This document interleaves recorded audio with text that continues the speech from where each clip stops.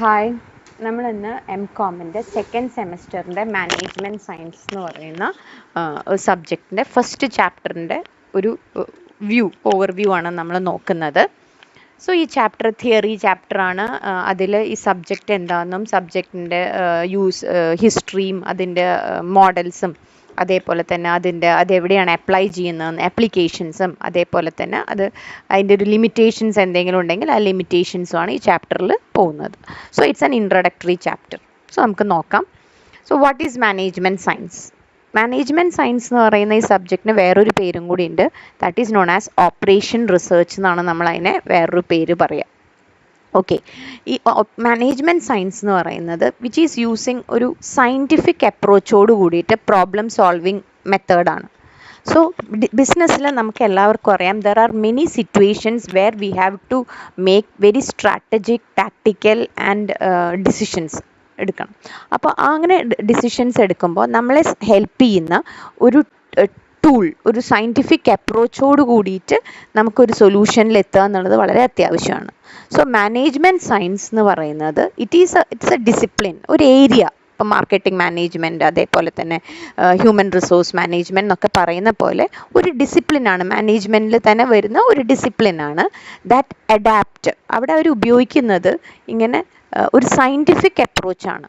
Maths and സ്റ്റാറ്റിസ്റ്റിക്സിൻ്റെ ഒരു കോമ്പിനേഷനോട് കൂടിയിട്ട് ഒരു സയൻറ്റിഫിക് അപ്രോച്ചോട് കൂടിയിട്ട് ഓരോ പ്രോബ്ലത്തിനെയും എന്ത് ചെയ്ത് തരും, സോൾവ് ചെയ്ത് തരും. So the managers will be very easy, they can very easily take the decisions which will give them the best result.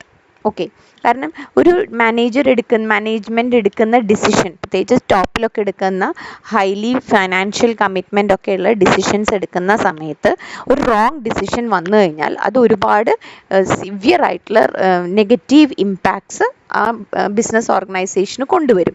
അപ്പോൾ അതുകൊണ്ട് അത് ഉണ്ടാവാൻ പാടില്ല. ഓരോ ഡിസിഷനും എന്തായിരിക്കണം, ദ ബെസ്റ്റ് ഡിസിഷൻ ആയിരിക്കണം. അതിന് ഹെൽപ്ഫുൾ ആവും. അപ്പോൾ there should be some problem solving methods അല്ലേ നമ്മുടെ കയ്യിൽ. അപ്പോൾ അങ്ങനെ ഒരു പ്രോബ്ലം സോൾവിങ് മെത്തേഡാണ് ഏതെന്ന് പറയുന്നത്, മാനേജ്മെൻറ്റ് സയൻസ് എന്ന് പറയുന്നത്. So it is very essential that it is you have to note. നമ്മൾ ഇത് എഴുതുമ്പോൾ ആൻസർ ചെയ്യുമ്പോൾ പ്രോബ്ലം സോൾവിങ് മെത്തേഡാണ് മാനേജേഴ്സിനെ ഹെൽപ്പ് ചെയ്യുന്നതാണ്, which is using a scientific approach എന്നുള്ള കാര്യം നമ്മൾ എന്തായാലും അവിടെ നോട്ട് ചെയ്യണം എന്നുള്ളതാണ്. ഓക്കെ, അതിൽ നമ്മളിങ്ങനെ ആ ഒരു മെത്തേഡ് ചെയ്യുന്ന സമയത്ത് അതിൽ നമുക്ക് ഐഡൻറ്റിഫൈ ചെയ്യേണ്ടി വരും. നമ്മൾ ആ പ്രോബ്ലം എന്താണെന്ന് മനസ്സിലാക്കണം. എന്താണ് നമ്മുടെ പ്രശ്നം, ആൻസറാണ്, എന്താണ് നമ്മുടെ മുമ്പിലുള്ള ക്വസ്റ്റ്യൻ എന്താണ് എന്നുള്ളത് എത്തണം. കാരണം നമുക്ക് ആൻസർ എത്തണമെന്നുണ്ടെങ്കിൽ വളരെ ക്ലിയർ ആയിട്ടുള്ള ക്വസ്റ്റ്യൻ എന്താണെന്ന് നമ്മുടെ മുമ്പിൽ ക്ലാരിറ്റിയോടുകൂടി വരണം.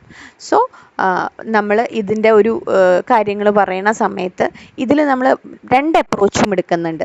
ഒരു മാത്തമാറ്റിക്കൽ അപ്രോച്ചും ഇതിലുണ്ട് ആൻഡ് ക്വാണ്ടിറ്റേറ്റീവ് ടെക്നീക്സും യൂസ് ചെയ്യുന്നുണ്ട്.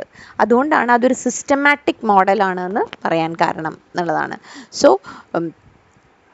വെറുതെ ഒരു കോമൺ സെൻസോടോ അല്ലെങ്കിൽ വെറുതെ ഒരു നമ്മൾ എക്സ്പേർട്ടാണ് നമ്മുടെ മനസ്സിലുള്ള ഒരു ഡിസിഷൻ എടുക്കുകയല്ല അവിടെ ചെയ്യുന്നത്. ആൻഡ് വളരെ കോംപ്ലെക്സ് ആയിട്ടുള്ള ഹെവിലി റെസ്പോൺസിബിൾ ആയിട്ടുള്ള ഡിസിഷൻസ് എടുക്കുന്ന സമയത്ത് നമ്മൾ ഈ ഒരു മെത്തേഡ് ഉപയോഗിച്ച് പ്രോബ്ലം സോൾവ് ചെയ്ത് കഴിഞ്ഞാൽ നമ്മുടെ ഡിസിഷൻ മേക്കിങ്ങിന് അത് വളരെ ഹെൽപ്ഫുൾ ആയിരിക്കും. ഓക്കെ, ഇനിയിപ്പോൾ നമ്മൾ ഇതിൻ്റെ ഇപ്പോൾ എക്സാമ്പിൾ നമ്മളവിടെ നോക്കിക്കഴിഞ്ഞാൽ കാണാം. Planning of public transportation network in A city having it's on hospitals, factories and residential blocks etcetera. അതായത് ഒരു സിറ്റിയിൽ അവിടെ ഹോസ്പിറ്റലുകളുണ്ട്, ഫാക്ടറികളുണ്ട്, വീടുകളുണ്ട്, ഓഫീസേഴ്സ് ഉണ്ട്. അവിടെ ഒരു പബ്ലിക് ട്രാൻസ്പോർട്ടേഷൻ സിസ്റ്റം കൊണ്ടുവരുന്ന സമയത്ത് നമുക്ക് എന്തൊക്കെ ഡിസിഷൻസ് എടുക്കേണ്ടി വരും, എത്ര ബസ് വേണ്ടി വരും, ഏത് റൂട്ടിലേക്കൊക്കെയാണ് കൂടുതൽ ബസ് ആവശ്യം വരുന്നത്, എപ്പോഴാണ് ഏറ്റവും തിരക്ക് പിടിച്ച സമയം എപ്പോഴാണ്, ഇങ്ങനെയുള്ള കാര്യങ്ങളൊക്കെ നമുക്ക് എന്ത് ചെയ്യേണ്ടി വരും, അറിയേണ്ടി വരും. സോ അതേപോലെ തന്നെ അവിടുത്തെ സിഗ്നലിംഗ്, ഇങ്ങനെയുള്ള കാര്യങ്ങളൊക്കെ നമുക്ക് നോക്കേണ്ടി വരും. സോ ഇതെല്ലാം ഈ കോമ്പിനേഷൻസ് ഒക്കെ നമ്മുടെ അവൈലബിൾ, എത്ര നമ്മുടെ ബസ്സസ് നമ്മുടെ കയ്യിലുണ്ട്, ഇങ്ങനെയൊക്കെ നോക്കിയിട്ട്. സോ ഭയങ്കര കോംപ്ലിക്കേറ്റഡ് ആയിട്ടുള്ള ഇപ്പോൾ ഇന്ത്യൻ റെയിൽവേസ് നോക്കൂ, എത്ര സ്ഥലത്തേക്ക് ഏതൊക്കെ ഭാഗത്തേക്ക് പോകുന്നുണ്ട്, എത്ര ടൈപ്പ് ഓഫ് ട്രെയിൻസ് ഉണ്ട്, അതിൽ തന്നെ എത്ര ക്ലാസ്സസ് ഓഫ് ട്രെയിൻസ് ഉണ്ട്. ഇതൊക്കെ ഇങ്ങനെ അറേഞ്ച് ചെയ്തിട്ട് ഒരു ഒരു സെക്കൻഡ്സിൽ അങ്ങോട്ടും ഇങ്ങോട്ടും തെറ്റിക്കഴിഞ്ഞാൽ വലിയ അപകടങ്ങളുണ്ടാവും. പക്ഷെ അതൊന്നും സംഭവിക്കുന്നില്ലല്ലോ, വളരെ അതൊക്കെ അപൂർവങ്ങളായിട്ടേ സംഭവിക്കാറുള്ളൂ. സോ സിഗ്നലിങ്ങിൽ വരുന്ന പ്രോബ്ലം കൊണ്ട് ഓക്കെയാണ്. അതല്ല, പക്ഷെ വെൽ പ്ലാൻഡ് ആണ്, കാര്യങ്ങൾ പോകുന്നത് റൂട്ടിലാണ് കാര്യങ്ങൾ പോയിക്കൊണ്ടിരുന്നത്. So it is A systematic approach. So അവിടെ പണ്ട് പ്രോബ്ലം ഉണ്ടായിരുന്നു, പ്രോബ്ലം ഐഡൻറ്റിഫൈ ചെയ്തു, അതിനെ റൂട്ട് ചെയ്തു, മോഡലൊക്കെ ചെയ്ത് വരച്ച് നോക്കി, എക്സ്പേർട്ട് എഞ്ചിനീയേഴ്സ് അതിനെ എന്ത് ചെയ്ത് വെച്ചിട്ടുണ്ട്, പ്ലാൻ ചെയ്ത് ഡിസിഷൻസ് അതിന് എടുത്തു വെച്ചിട്ടുണ്ട്. സോ അതേപോലെ തന്നെ നമ്മുടെ ഇപ്പോൾ കുറേ പ്രോഡക്ട്സ് നമ്മൾ ഉണ്ടാക്കുന്നുണ്ട്, XYZ എന്നൊക്കെ പറഞ്ഞ് കുറേ പ്രോഡക്ട്സ് നമ്മൾ ഉണ്ടാക്കുന്നുണ്ടെന്ന് വിചാരിച്ചോളൂ. സോ ഇതിൽ ഓരോ പ്രോഡക്റ്റും, ചില പ്രോഡക്ട്സ് നമുക്ക് ലോസ് ആയിരിക്കാം, ചിലത് പ്രോഫിറ്റ് ആയിരിക്കാം. ചിലപ്പോൾ ചില പ്രോഡക്ട്സ് നമ്മൾ നിർത്തേണ്ട സമയം ഉണ്ടാവും, നിർത്തേണ്ട സമയമായോ, അതെ ഓരോ പ്രോഡക്റ്റും എത്ര യൂണിറ്റ്സ് ഉണ്ടാക്കണം, ഇങ്ങനെയുള്ള കുറേ ഡിസിഷൻസ് എടുക്കാൻ. So very complicated and heavily responsible ആയിട്ടുള്ള ഡിസിഷൻസ് എടുക്കാൻ ഏത് ഹെൽപ്ഫുൾ ആയിരിക്കും? മാനേജ്മെൻറ്റ് സയൻസ് എന്ന് പറയുന്ന, അല്ലെങ്കിൽ ഇതിൻ്റെ വേറൊരു പേരായ ഓപ്പറേഷൻ സയൻസ് എന്ന് പറയുന്ന, റിസർച്ച് എന്ന് പറയുന്ന ഈ സബ്ജക്റ്റ് ഹെൽപ്ഫുൾ ആയിരിക്കും. ഓക്കെ, ഇനി നമുക്ക് ഇതിൻ്റെ ഒരു ഡെഫിനിഷൻ എപ്പോഴും നമ്മൾ നല്ലതാണ് പഠിച്ചു വെക്കുന്നത്.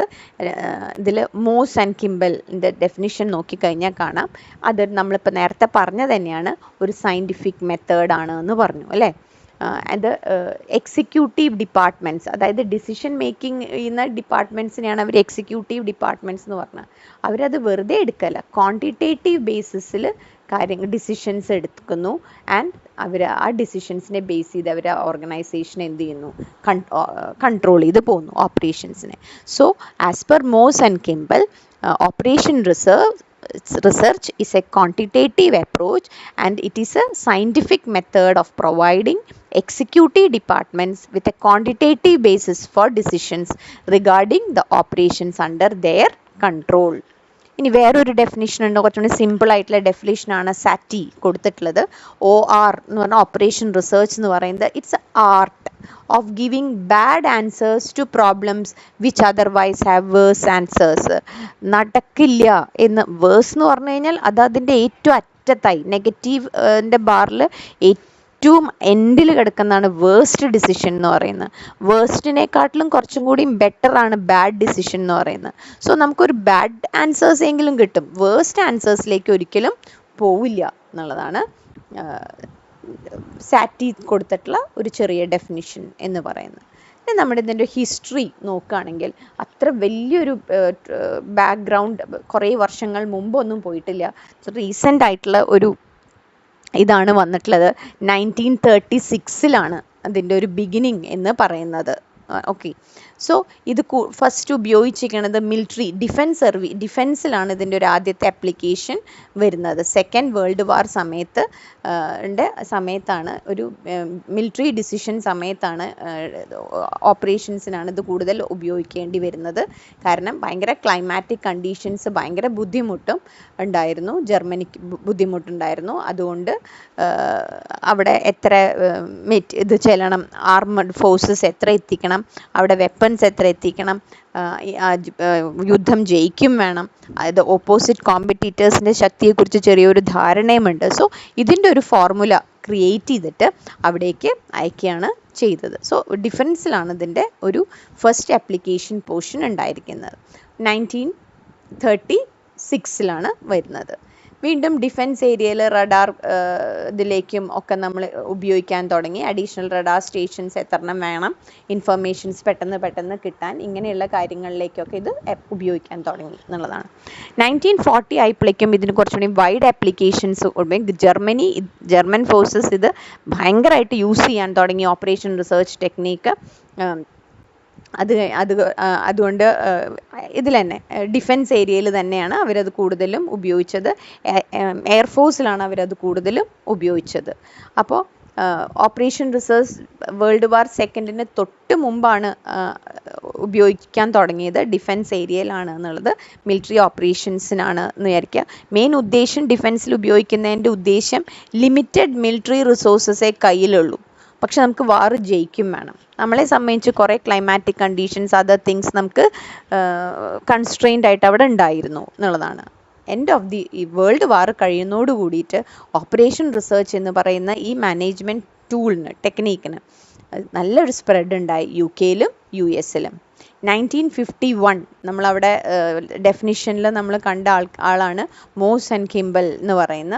1951 നാഷണൽ റിസർച്ച് കൗൺസിൽ അമേരിക്കയുടെ ഫസ്റ്റ് ബുക്ക് ഇറക്കി, മെത്തേഡ്സ് ഓഫ് ഓപ്പറേഷൻ റിസർച്ച് എന്ന് പറഞ്ഞിട്ട് ബുക്ക് ഇറക്കുകയാണ് ചെയ്തത്. സോ അതിൻ്റെ ആപ്ലിക്കേഷൻ സ്റ്റേജസും ഒക്കെ വരികയാണ്. ഇന്ന് അതിൻ്റെ ഒരു സിറ്റുവേഷൻ ചോദിച്ചാണെങ്കിൽ every organization all over the countries വളരെ ഭയങ്കരമായിട്ട് അപ്ലൈ ചെയ്യുന്ന ഒരു സബ്ജക്റ്റായിട്ട് മാറുന്നു. അത് ഡിഫൻസ് ഏരിയയിൽ മാത്രമല്ല, കുറേ ഏരിയസിൽ, അഗ്രികൾച്ചറിൻ്റെ ഏരിയയിൽ, ക്ലൈമാറ്റിക് പ്രഡിക്ഷൻസ് നടത്തുന്ന സ്ഥലത്ത്, ഡിഫൻസിൽ, ബിസിനസ് സ്ട്രാറ്റജീസിൽ, കുറേ ബിസിനസ്സിൽ വൈഡ് ആപ്ലിക്കേഷൻസ് ഉണ്ട്. നമ്മൾ ഇനിയും പഠിക്കും. അപ്പോൾ അതാണ് ഇനിയിപ്പോൾ ആർട്ടിഫിഷ്യൽ ഇൻ്റലിജൻസിൻ്റെ ഹെൽപ്പോട് കൂടിയിട്ട് ഓപ്പറേഷൻ റിസർച്ചിൻ്റെ സ്കോപ്പ് ഒന്നും കൂടി വൈഡൻഡ് ആയിട്ടുണ്ട് എന്നുള്ളതൊക്കെയാണ് നമ്മളവിടെ മനസ്സിലാക്കേണ്ടത്. അതാണ് ഹിസ്റ്ററിയെക്കുറിച്ച് ഉറപ്പ്. 1936 തൊട്ടുള്ള സ്റ്റോറി പറഞ്ഞു തുടങ്ങണം. എന്നിട്ട് ഇപ്പോൾ അതിൻ്റെ ഒരു സിറ്റുവേഷനെയും കൂടി നമ്മൾ ആർട്ടിഫിഷ്യൽ ഇൻ്റലിജൻസും കൂടി ചേർത്ത് ആ ക്വസ്റ്റ്യനെ നമ്മൾ എന്ത് ചെയ്യണം, കൺക്ലൂഡ് ചെയ്യണം. ഓക്കെ, ഇനി ഈ മാനേജ്മെൻറ്റ് സയൻസ് എന്ന് പറയുന്ന ഈ ഒരു പ്രോസസ്സ് അതിൻ്റെ എക്സ്പ്ലെയിൻ ചെയ്യാൻ പറഞ്ഞു വരാം. എക്സാമിന് എക്സ്പ്ലെയിൻ ചെയ്തിട്ട് വരും. ഓക്കെ, അങ്ങനെ എക്സ്പ്ലെയിൻ ചെയ്യുമ്പോൾ what are the management science process, അല്ലെങ്കിൽ what are the steps in management science, അല്ലെങ്കിൽ explain the methodology used in management science എന്ന് പറയുമ്പോൾ നമ്മൾ സ്റ്റെപ്പ് ബൈ സ്റ്റെപ്പ് ഓർഡർ തെറ്റാതെ തന്നെ നമ്മൾ എക്സ്പ്ലെയിൻ ചെയ്യണം. 6 സ്റ്റെപ്സാണ് ഞാനിപ്പോൾ ഇവിടെ ഇട്ടിട്ടുള്ളത്. ചില മെറ്റീരിയലിൽ അത് 4ഉം 5ഉം ഒക്കെ ആയിട്ട് ചില 2 സ്റ്റെപ്സിനെയും കൂടിയും ഒരുമിച്ച് യോജിപ്പിച്ചിട്ടൊക്കെ ചെയ്തിട്ടുണ്ട്. പക്ഷേ എനിവേ നമ്മളൊന്നും കൂടിയും ഒരു 6 സ്റ്റെപ്പായിട്ടാണ് ഇട്ടിട്ടുള്ളത്. അപ്പോൾ ഓരോ സ്റ്റെപ്പും പക്ഷെ വൺ ആഫ്റ്റർ ദി അതർ തന്നെ പോകണം എന്നുള്ളതാണ്. ഇനി അതിൽ നമ്മൾ ഫസ്റ്റ് സ്റ്റെപ്പ് എന്ന് പറയുന്നത് ഒബ്സർവ് ദി പ്രോബ്ലം എൻവയൺമെൻറ്റ് എന്നുള്ളതാണ്. നമ്മൾ മാനേജ്മെൻറ്റ് ഡിസിഷന് നമ്മൾ ഡെഫിനിഷൻ പറയുമ്പോൾ തന്നെ നമ്മൾ പറഞ്ഞിട്ടുണ്ട്, പ്രോബ്ലം സോൾവിങ് ആണ് അവരുടെ ഉദ്ദേശം. അപ്പോൾ ഒരു ഇഷ്യൂ, ഒരു ക്വസ്റ്റ്യൻ ഉണ്ട് നമ്മുടെ മുമ്പ്, how much to produce, when to produce, ഇങ്ങനെയുള്ള which product to be stopped, how many service stations to be employed, ഇങ്ങനെ നമ്മുടെ മുമ്പിൽ ഇങ്ങനെ കുറേ WH ക്വസ്റ്റ്യൻസ് ഉണ്ട്. അതിനൊരു ആൻസർ ചെയ്യാന്നുള്ളതാണല്ലോ. സോ എങ്ങനെയാണ് അതിന് ആദ്യം ദ ഫസ്റ്റ് സ്റ്റെപ്പ് എന്ന് പറയുന്നത് ഒബ്സർവ് ദി പ്രോബ്ലം എൻവയൺമെൻറ്റ് എന്നുള്ളതാണ്. പ്രോബ്ലം എൻവയൺമെൻറ്റ് എന്താണ് എന്നുള്ളതാണ്. നമുക്ക് എന്താണ് നമ്മുടെ പ്രശ്നം, എവിടെയാണ് നമുക്ക് ഇപ്പോൾ ചിലപ്പോൾ നമ്മൾ ന്യൂ ബിസിനസ്സാണ് ആദ്യമായിട്ട് തുടങ്ങിയത്. അപ്പം നമ്മളെ സംബന്ധിച്ച് അതാണ് environment, problem environment. We are new in the business area. അല്ലെങ്കിൽ നമ്മൾ പുതിയ മാർക്കറ്റിലേക്ക് പോവാം, പുതിയ പ്രോഡക്റ്റിലേക്ക് പോവാം, അല്ലെങ്കിൽ ഉള്ള പ്രോഡക്റ്റിൽ നമ്മൾ, അപ്പം എന്താണ് the first step in the process of is the problem environment observation. എന്താണ് നമ്മുടെ പ്രശ്നം? പുതിയതായതുകൊണ്ട് നമ്മുടെ കയ്യിൽ കുറേ നമുക്ക് കൺഫ്യൂഷൻസ് ഉണ്ട് എന്നുള്ളതായിരിക്കാം.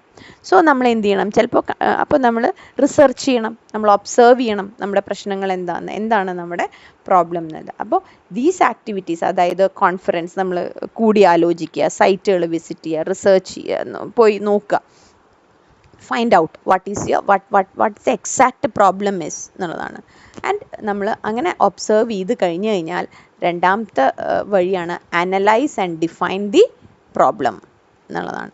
അപ്പം നമുക്ക് മനസ്സിലായി നമ്മുടെ പ്രോബ്ലം എന്താണ്, നമുക്ക് ഈ പുതിയ മാർക്കറ്റിലേക്ക് നമുക്ക് എൻട്രി ചാൻസ് ഉണ്ടോ, അല്ലെങ്കിൽ ഈ പുതിയ ബിസിനസ് നമ്മൾ തുടങ്ങുമ്പോൾ അത് എത്ര റോ മെറ്റീരിയൽ അതിലേക്ക് കൊണ്ടുവരണം, എത്രയായിരിക്കണം നമ്മുടെ ഡിമാൻഡ്, എന്താണ് സപ്ലൈ, ഏകദേശം ഇത്രയാണ്.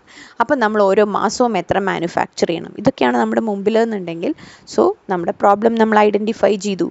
Now the next step is analyse and define the problem. നമ്മൾ ഇതിൻ്റെ ഈ ഔട്ട്പുട്ട് എന്താണ്, നമുക്ക് നമുക്ക് എന്ത് സൊല്യൂഷനാണ്, ആൻസർ ക്വാണ്ടിറ്റേറ്റീവ് ആൻസറാണ് വരേണ്ടതെങ്കിൽ ക്വാണ്ടിറ്റേറ്റീവ് ആയിട്ടുള്ള ആൻസർ എത്രയാണ്, 10,000 യൂണിറ്റ്സ് ആണോ, എക്സ് ഇത്ര യൂണിറ്റ്സ്, വൈ ഇത്ര. അപ്പം analyse and define the entire problem. അത് കഴിഞ്ഞാൽ ഒരു മോഡൽ ക്രിയേറ്റ് ചെയ്യുക. മോഡൽ ക്രിയേറ്റ് ചെയ്യാമെന്ന് ഇപ്പോൾ നമ്മൾ പറയുകയാണ്, നമുക്ക് ഇത്ര ടൺ നെല്ല് നമുക്ക് കിട്ടും, നമ്മളതിനെ മാനുഫാക്ചർ ചെയ്തിട്ട് അരിയാക്കി മാറ്റും, നമുക്ക് ഇത്രയും ഫ്രൈറ്റ് എക്സ്പെൻസസ് വരും, നമ്മൾ ആഗ്രഹിക്കുന്നത് ഇത്രയും പ്രോഫിറ്റാണ്. അപ്പോൾ എത്രയായിരിക്കണം the selling price per ton, ഇതാണ് നമ്മുടെ മുമ്പിൽ ഉണ്ടെന്നുണ്ടെങ്കിൽ we have to develop a model. കാരണം നമുക്കറിയാം സെല്ലിംഗ് പ്രൈസ് മൈനസ് കോസ്റ്റ് ചെയ്ത് കഴിഞ്ഞാൽ പ്രോഫിറ്റ്. അപ്പം ഇതിലെ സെല്ലിംഗ് പ്രൈസ് ആണ് നമുക്ക് അറിയാത്തത്, അതിന് നമ്മൾ എക്സ് നിട്ടു. കോസ്റ്റ് പ്രൈസും അറിയാം, നമുക്ക് പ്രോഫിറ്റും അറിയാം, അതിന് നമ്മൾ ആ ക്വാണ്ടിറ്റി അതിൽ കൊടുത്തു. അങ്ങനെ നമ്മൾ വാല്യൂ ഇടുക. അപ്പോൾ ഒരു ഫോർമുല ഇത് കിട്ടിയല്ലോ. സോ ഇതിനെ അനുസരിച്ച് നമ്മൾ എന്ത് ചെയ്യുക, ഒരു മോഡൽ ക്രിയേറ്റ് ചെയ്യുക. അതാണ് ഫോർമുലാസും റിലേഷൻഷിപ്സും ക്രിയേറ്റ് ചെയ്ത് കൊണ്ടുവരിക എന്നുള്ളതാണ് ഉദ്ദേശം. ഓക്കെ, ഇനി നെക്സ്റ്റ് അപ്രോപ്രിയേറ്റ്, നമ്മൾ ഇതിലേക്കുള്ള ഡാറ്റ എന്തൊക്കെയാണോ ഡാറ്റ, ഇപ്പം നേരത്തെ പറഞ്ഞു കോസ്റ്റ് അറിയാം, പ്രോഫിറ്റ് എത്രയാണ് വേണ്ടതെന്നുള്ളത് പറഞ്ഞു. അപ്പം നമ്മൾ എന്ത് ചെയ്യുക, ഇതിലേക്ക് ഈ ഫോർമുലയ്ക്ക് നമ്മൾ അപ്രോപ്രിയേറ്റ് ഡാറ്റ കളക്ട് ചെയ്തിട്ട് ആ ഡാറ്റ അതിലേക്ക് പ്രൊവൈഡ് ചെയ്യുക. പ്രൊവൈഡ് എ സൊല്യൂഷൻ, അത് കൊടുത്തിട്ട് നമ്മൾ എന്ത് ചെയ്യുക, അതിനൊരു ആൻസർ കിട്ടും. അപ്പം നമുക്ക് നാച്ചുറലി ഒരു സൊല്യൂഷൻ കിട്ടും. അപ്പോൾ അതാണ് the fifth step, provide A solution.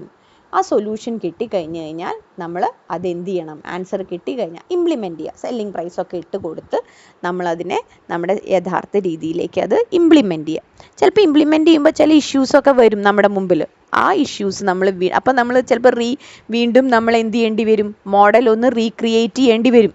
നമ്മൾ കോസ്റ്റ് അനലൈസ് ചെയ്തതിൽ ഒക്കെ ചിലപ്പോൾ തെറ്റ് വന്നിട്ടുണ്ടാവാം, അപ്പോൾ എന്തെങ്കിലുമൊക്കെ വ്യത്യാസം വന്നിട്ടുണ്ടാവാം. ചിലപ്പോൾ അത് പെർഫെക്റ്റ് ആയിട്ടുണ്ടാവും, സിസ്റ്റത്തിലേക്ക് വർക്ക് ചെയ്യും. അങ്ങനെയാണെങ്കിൽ അത് തുടരാം.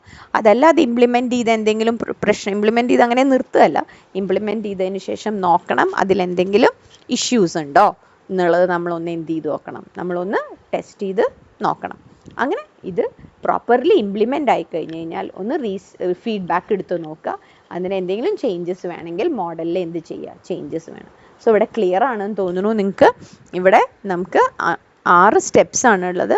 Observe the problem, analyse the problem, develop a model, select appropriate data, provide the solution and test its reasonableness and implement the solution എന്നുള്ളതാണ്. സോ വളരെ ഇമ്പോർട്ടൻ്റ് ആണ് ഈ സ്റ്റെപ്സ് എന്ന് പറയുന്നത്. ഓക്കെ, സോ അടുത്ത വീഡിയോയിൽ നമുക്ക് നമുക്ക് നോക്കാം എന്തൊക്കെയാണ് ഇതിൽ വരുന്ന അടുത്ത ഏരിയ നമ്മൾ നോക്കാൻ പോകേണ്ട. അടുത്ത വീഡിയോയിൽ നമുക്ക് കാണാം the tools and techniques, management സയൻസിൻ്റെ ടൂൾസ് ആൻഡ് ടെക്നീക്സ് എന്താണെന്നുള്ളതും പറഞ്ഞുതരാം. അതേപോലെ തന്നെ നമുക്ക് നോക്കേണ്ടത് അതിൻ്റെ ഡിഫറെൻറ്റ് മോഡൽസ് ഉണ്ട്, ആ മോഡൽസ് എന്തൊക്കെയാണ്, ഇത് എവിടെയൊക്കെയാണ് അപ്ലൈ ചെയ്യണം എന്നുള്ള കാര്യങ്ങളൊക്കെ നമുക്ക് എന്ത് ചെയ്യാം, നമുക്ക് നോക്കാം. Okay, thank you.